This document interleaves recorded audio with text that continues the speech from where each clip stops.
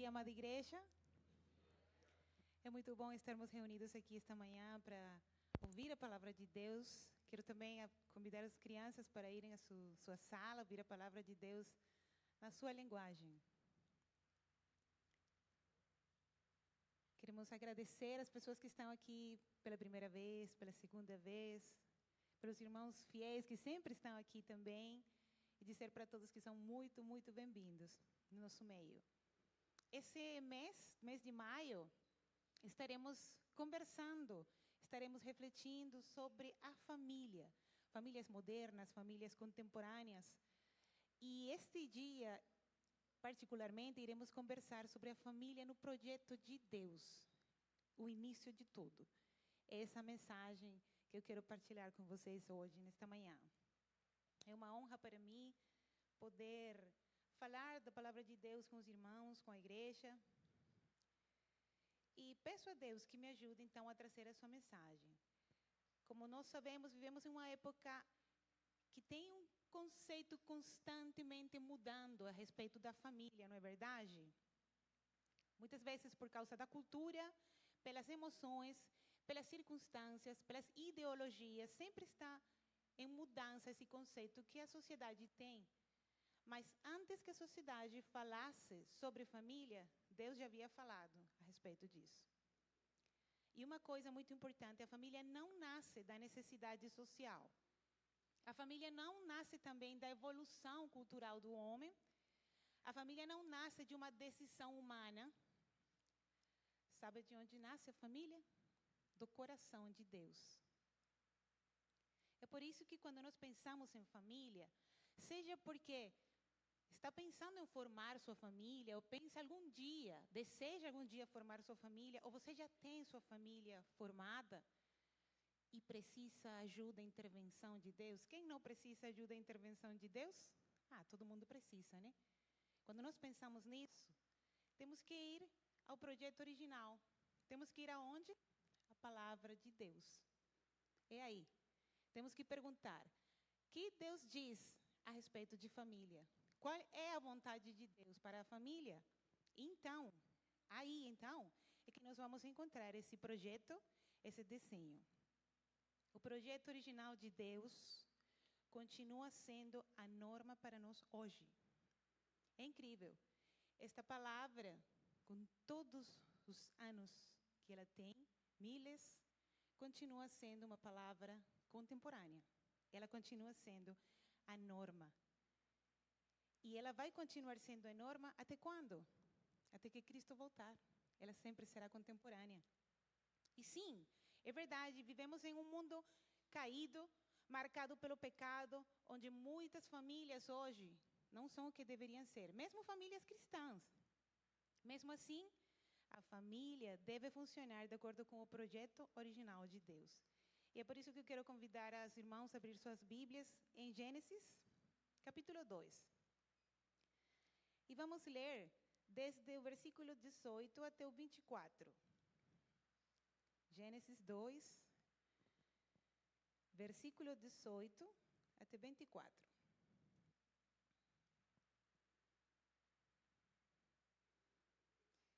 Diz assim a palavra de Deus. Então, o Senhor Deus declarou: não é bom que o homem esteja só. Farei para ele alguém que o auxilie e lhe corresponda. Depois que formou da terra todos os animais do campo e todas as aves do céu, o Senhor Deus os trouxe ao homem para ver como este lhes chamaria. E o nome que o homem desse a cada ser vivo, esse seria seu nome. Assim, o homem deu nomes a todos os rebanhos domésticos, às aves do céu e a todos os animais selvagens. Todavia, não se encontrou para o homem alguém que o auxiliasse e lhe correspondesse. Então, o Senhor Deus fez o homem cair em profundo sono, e enquanto este dormia, tirou-lhe uma das costelas, fechando o lugar com carne. Com a costela que havia tirado do homem, o Senhor Deus fez uma mulher e a levou até ele. Disse então o homem: esta sim é osso dos meus ossos e carne da minha carne. Ela será chamada mulher, porque do homem foi tirada. Por essa razão, O homem deixará pai e mãe e se unirá à sua mulher, e eles se tornarão uma só carne. Vamos orar? Senhor Deus, essa é a tua palavra, Pai. Essa é a tua palavra sagrada, ó Deus.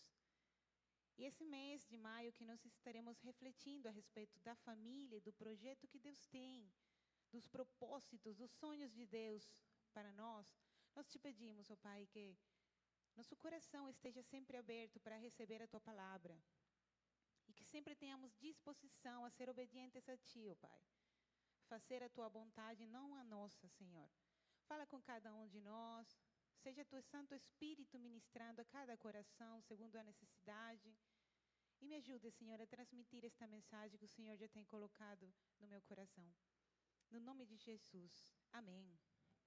Nós já cantamos e declaramos verdades que vão nos ajudar muito também nesta reflexão, porque iniciamos declarando o Senhor, pedindo ao Senhor que reinasse em nós. Também depois declaramos que Deus é bom e que não nos iria deixar. Com esse pensamento, eu quero que a gente continue enquanto fazemos esta reflexão deste trecho da palavra de Deus. Como nós sabemos, no livro de Gênesis, é o livro do início, da origem, dos começos, o capítulo 1 e parte do capítulo 2, nós lemos como Deus mostrou sua imensa misericórdia e bondade para com sua criatura, com Adão, né? Como assim? Vemos porque Deus fez um paraíso, Ele fez um jardim, um lugar maravilhoso para o homem viver. A moradia de Adão era preciosa, era um lugar espetacular. A gente não consegue nem imaginar, mensurar. Tinha tudo ali, todo tipo de árvores frutais, tinha muitos animais, imagino todos lindos, tinha rios, riachos, tinha ouro, tinha coisas maravilhosas naquele lugar, né? Tudo isso foi uma mostra do amor de Deus, da misericórdia de Deus para com sua criatura. E além disso, esse era o lugar de encontro de Deus com o homem. Então pensa, era maravilhoso. Ainda assim, Deus mostrou mais misericórdia pelo homem, porque Deus disse assim: eu farei para este homem uma companheira. Essa companheira que Deus fez para o homem é uma mostra de imensa misericórdia e bondade de Deus. Eu vou tirar um momentinho isso daqui.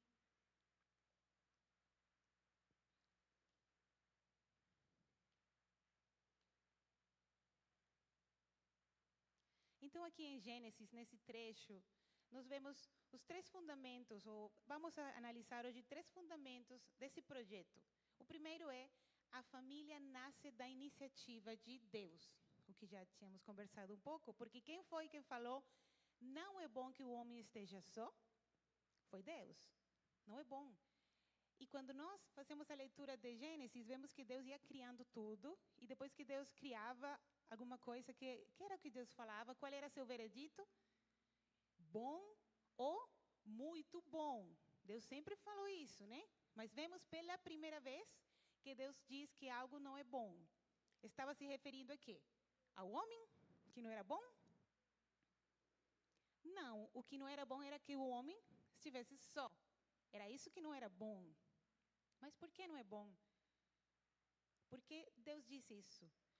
Já a gente tinha dito que esse era um lugar maravilhoso, era paradisíaco. Mesmo assim, aunque tivesse uma multidão de anjos no céu e muitos animais na terra, não tinha ninguém semelhante ao homem que lhe fizesse companhia. Então, aquilo que era um paraíso poderia se tornar um deserto, toda vez que esse homem estava só. Ele sim tinha cada dia encontro com Deus, conversava com Deus, mas não tinha alguém semelhante a ele. E também não era bom, porque sozinho esse homem não tinha como dar continuidade à raça, para multiplicar e encher a terra. Então, Eva não foi um apêndice da criação. Eva era realmente indispensável. Mas pensa comigo, não sei se você alguma vez se perguntou isso. Será que Deus não poderia ter formado a raça humana toda de uma vez? Não? Deus poderia, não é verdade? Ele poderia ter formado todos nós de uma vez, já prontos, assim como ele fez a Adão. Para que fazer Eva? Ele teria feito 8 bilhões de pessoas, de indivíduos, e pronto. A Terra está cheia de pessoas, não é? Ele tem poder para isso. Mas porque Deus escolheu, então, fazer Adão e uma companheira idônea, porque Deus queria formar a família. Deus estava formando ali sua primeira instituição, a base da sociedade, a família. A partir desse tronco único, esse primeiro tronco, essa primeira família, os primeiros pais, e então existem hoje esses 8 bilhões de indivíduos. Mas todos viemos de uma família, da primeira família, que é Adão e Eva. Estamos bem até aqui?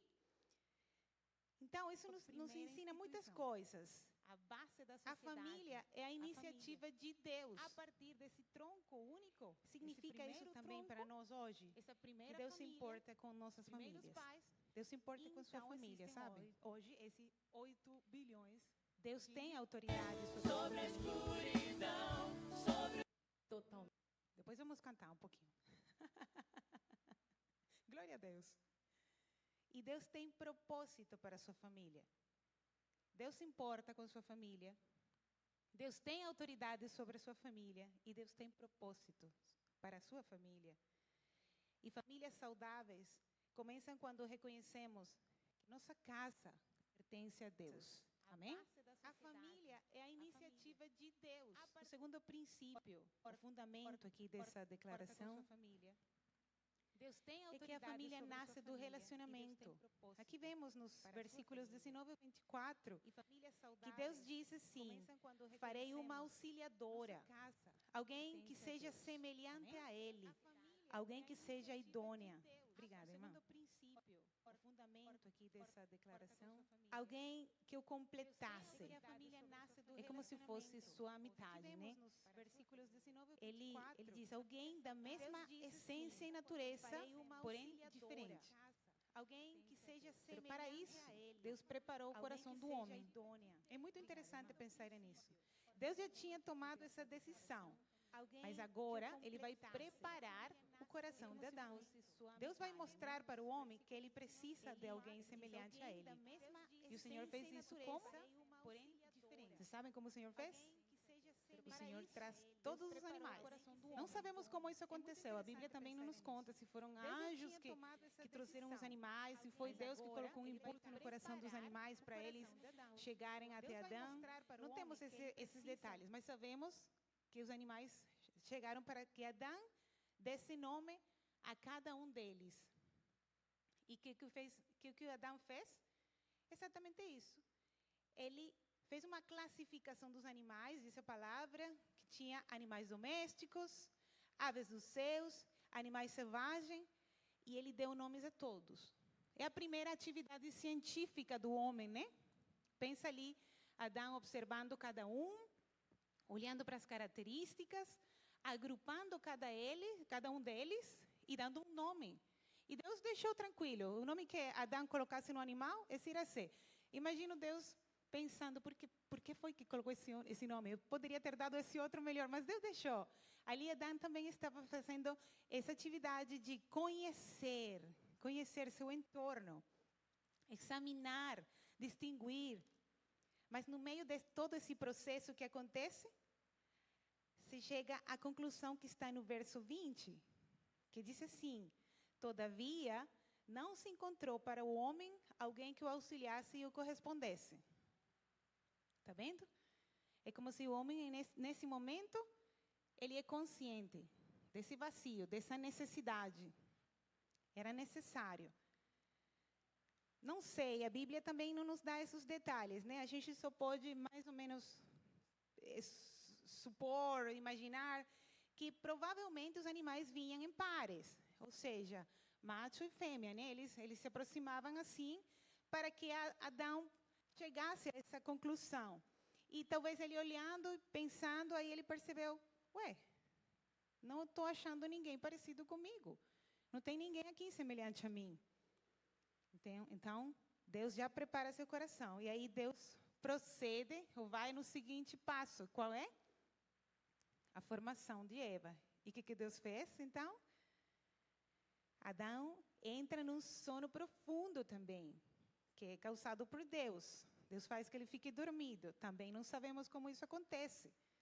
É a primeira cirurgia que temos ali também na história, né? Abre o costado de Adão, tira uma costela e da costela forma a Eva. Mas isso também me fez reflexionar.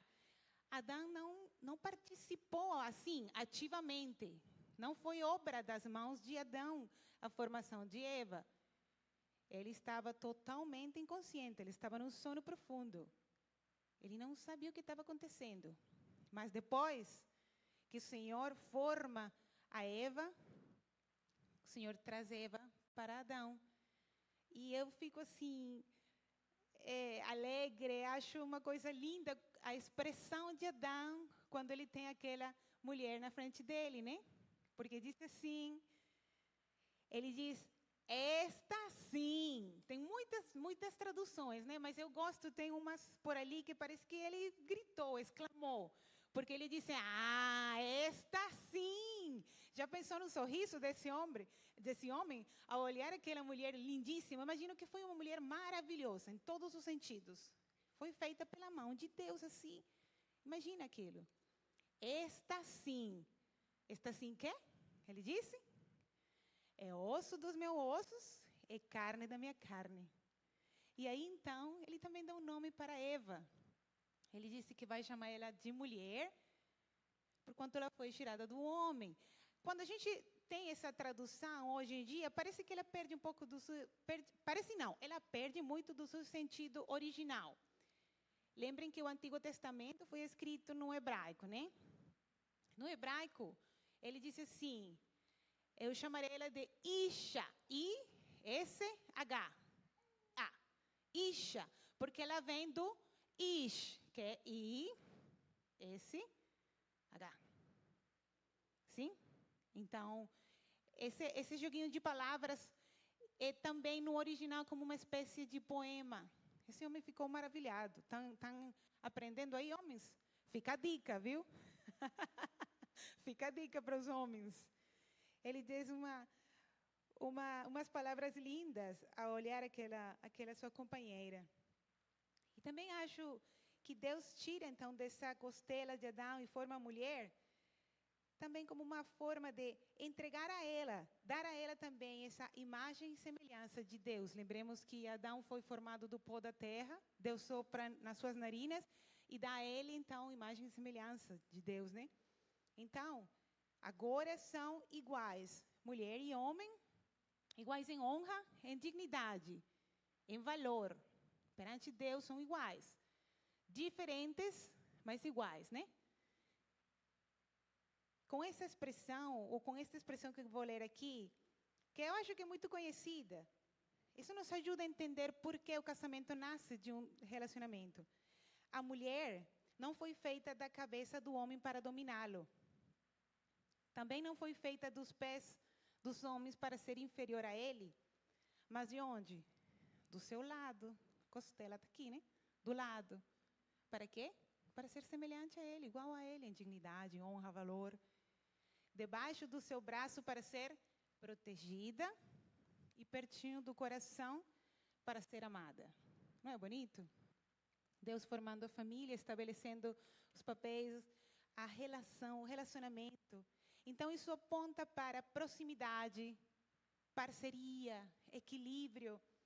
Mesmo com métodos diferentes, não há superioridade de um sobre o outro, mas sim há um propósito conjunto. Como poderemos, então, aplicar isso hoje, nos nossos dias? Hoje, o grande desafio da família não é apenas estar juntos, que já é um desafio, né? Com essa vida tão agitada na nossa modernidade. Mas se reconhecerem um ao outro, reconhecer o valor, a importância, o lugar do outro, do nosso cônjuge.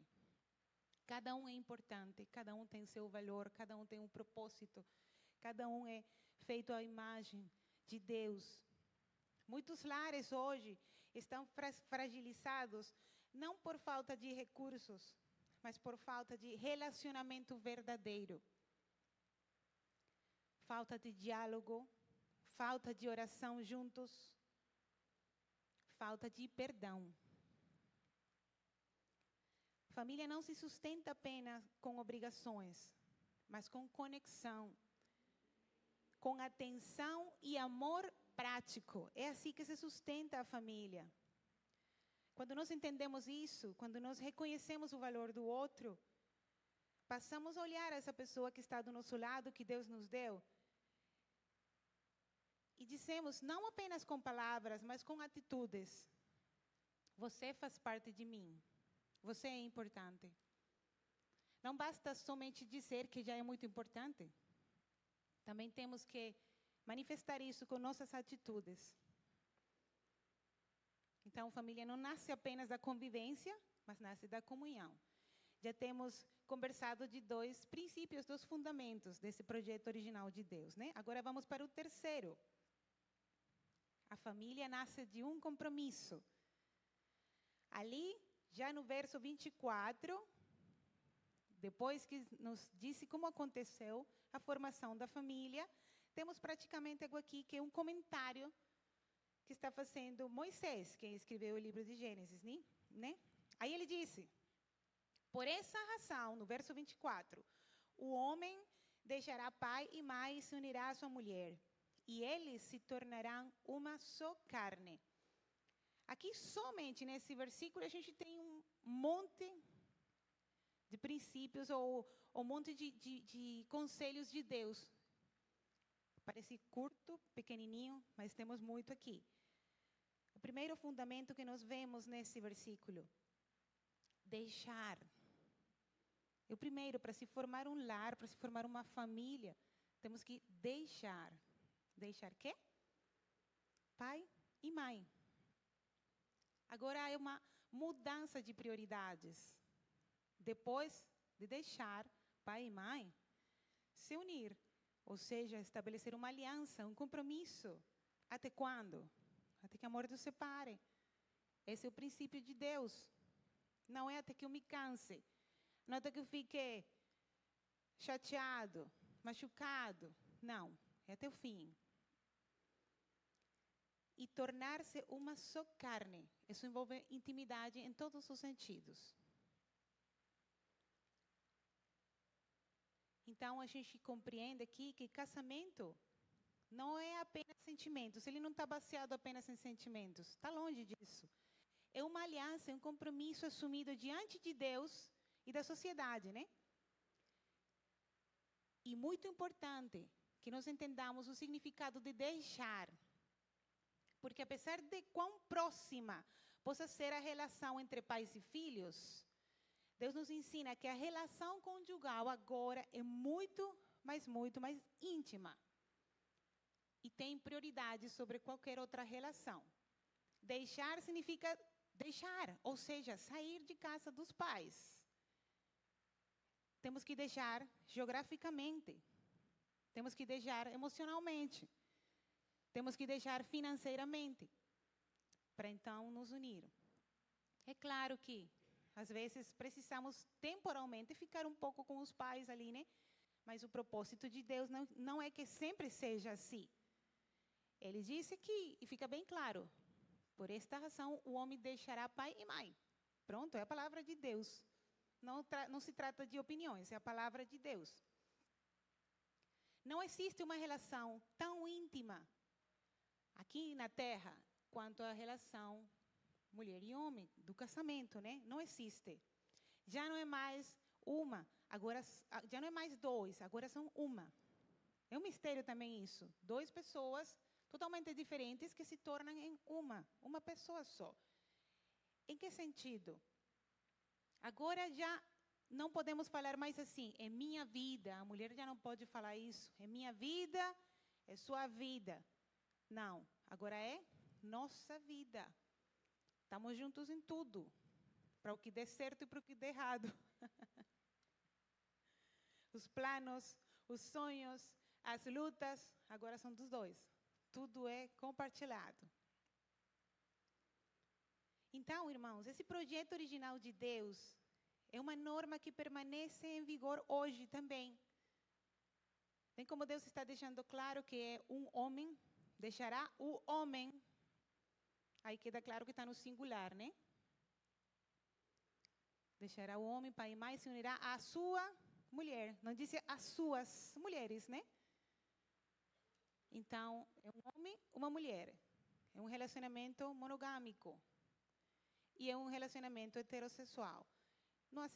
Não faz falta repetir isso para a igreja, mas mesmo que nesta sociedade moderna a gente veja cada vez mais isso, a palavra de Deus continua sendo a norma. É como disse a palavra de Deus, não há erro na palavra de Deus. E ela vai permanecer em vigor até que o Senhor Jesus Cristo volte.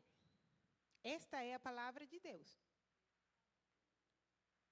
Quando um homem e uma mulher se tornam um só por meio do casamento, Deus coloca um selo sobre essa união. Não é literal, né? Mas Deus coloca um selo sobre essa união. E ninguém tem direito para quebrar esse selo. Deus abençoa esse relacionamento, coloca seu selo ali e ninguém pode. Mas esse modelo vai além de um padrão moral. É uma parábola viva que aponta para uma relação ainda mais sublime.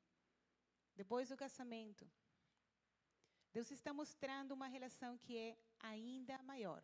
Qual é essa relação que o casamento aponta?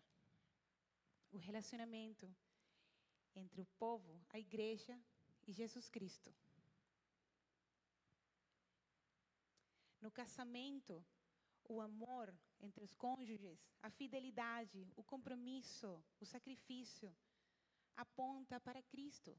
Aponta para esse amor, essa fidelidade, esse compromisso e sacrifício de Cristo pela sua igreja. Estão vendo por que nosso casamento é tão importante? Para os que estão casados, cuide do seu casamento. Valorize muito o seu casamento. Nosso casamento é testemunho vivo. É uma parábola viva desse relacionamento entre Jesus Cristo e sua igreja. Eu encontrei este comentário de Henry Smith. Ele dizia assim, se referindo aos homens, né? Ele dizia, um homem deve primeiro escolher a quem amar e depois amar a sua escolha. Vou repetir. Um homem deve primeiro escolher a quem amar e depois amar a sua escolha. E, na verdade, foi isso que Jesus Cristo fez conosco. Não é verdade? Jesus Cristo escolheu o objeto de seu amor, que somos nós. E o que ele faz? Nos ama. Cristo nos amou quando não havia nada de bom em nós. Ele nos amou. Quando não havia nada que nos tornasse dignos desse amor, Ele nos amou. Cristo nos ama ainda e sempre vai nos amar. Mas não pelo que nós somos. Jesus Cristo nos ama apesar do que nós somos.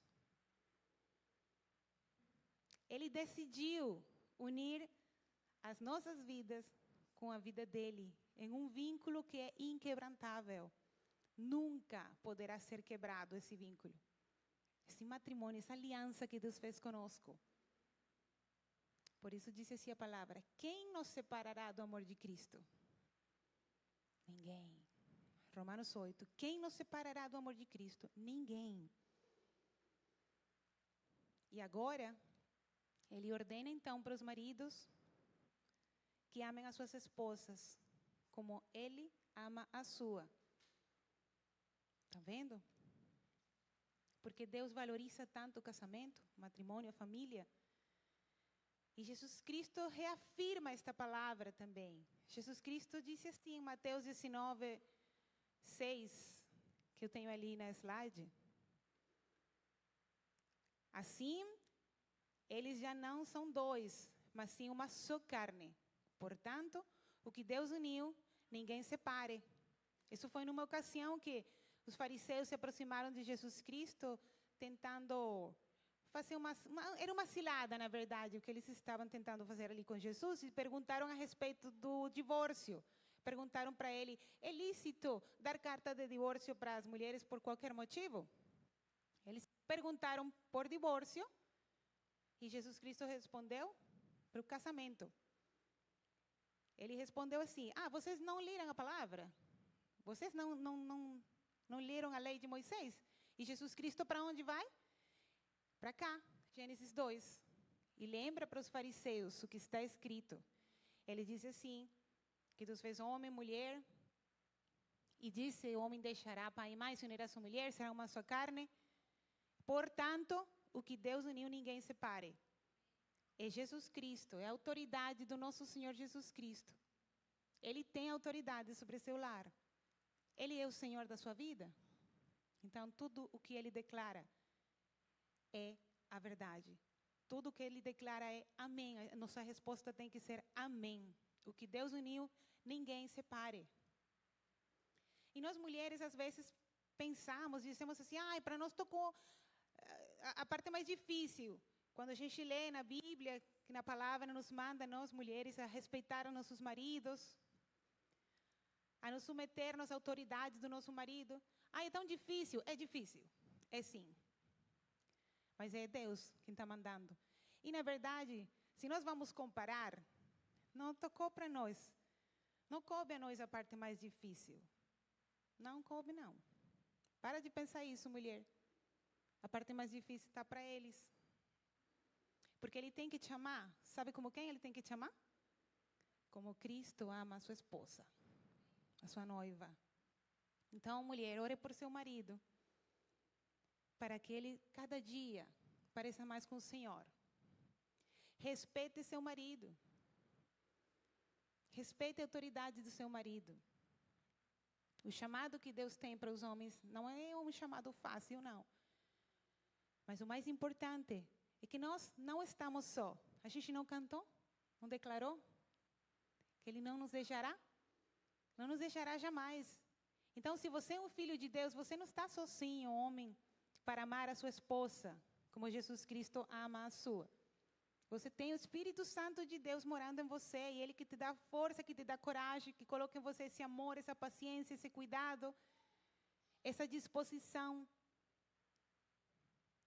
É Ele quem te ajuda. Você não está só. Quando Jesus Cristo passa a ser o centro do nosso ser, da nossa vida, do nosso coração, quando Ele realmente é autoridade em nós, então podemos. Ali a gente consegue. Mas Jesus Cristo tem que ser o centro desse relacionamento. Na verdade, não é um relacionamento de 2, é de 3. Com Jesus Cristo no centro. No centro do coração do homem, no centro do coração da mulher. Vai dar certo. Se a gente vai aqui, a palavra de Deus, ao início, no começo, a ordem de Deus, vai dar certo. Significa isso que vai ser fácil? Não. Mas vai dar certo. É o Senhor ali. É a palavra de Deus que está comprometida aí. Então, eu quero convidar os irmãos que pedir louvor. E já para concluirmos, tenho aqui algumas ideias. Depois de termos lido a palavra, nós entendemos que Deus não apenas criou a família, Deus também participa dela. A família se fortalece quando não apenas convida Deus a estar presente, mas quando Ele se torna o centro de cada membro. E, consequentemente, é o centro do lar. Não basta apenas começar com Deus. É necessário caminhar com Ele diariamente.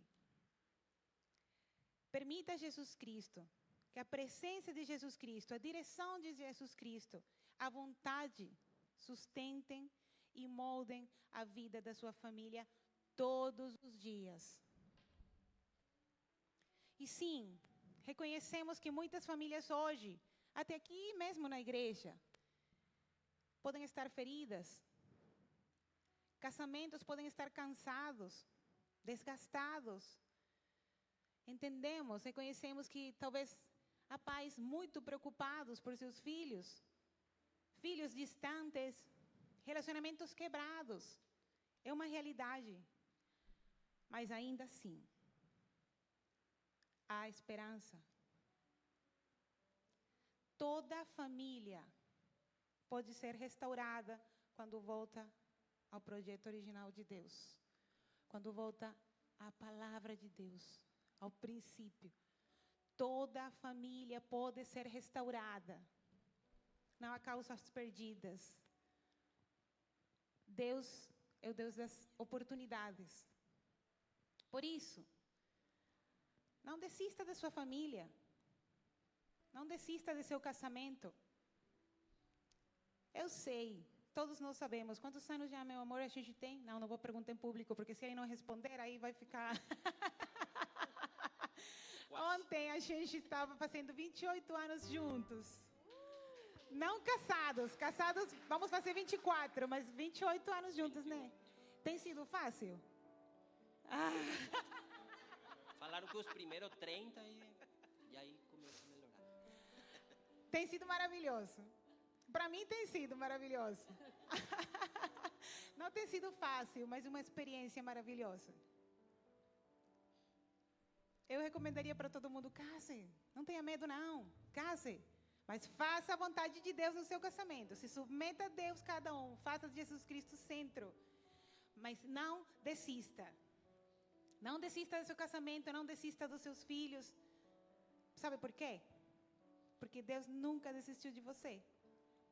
E Ele nunca vai desistir. Permaneça. Busque o Senhor. Firme-se nas promessas dEle. Faça de Jesus Cristo o centro da sua vida.